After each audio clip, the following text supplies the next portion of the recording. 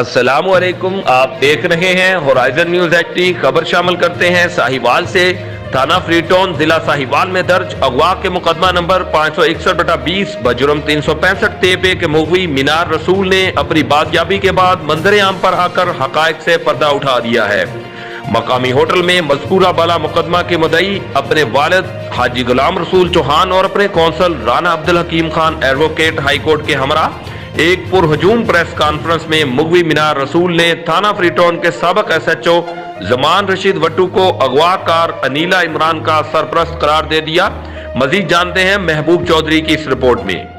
जब सारा वापस मांगा तो उसने 23 तोला सोना में से 4 अदद लॉकेट रख लिए जिनका वजन 5 तोले मालियत 6,65,000 रुपये था और मेरा मोबाइल फोन भी उसने अपने पास रख लिया, उसकी मालियत 39,000 रुपये थी।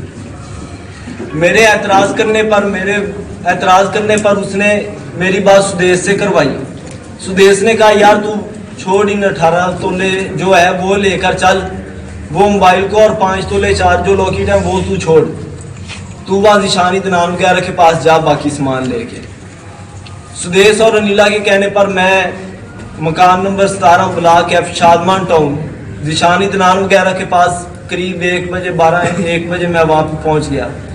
वहाँ पे मुझे ज़िशानी दनान इमरान और अब्दुल रहमान मिले।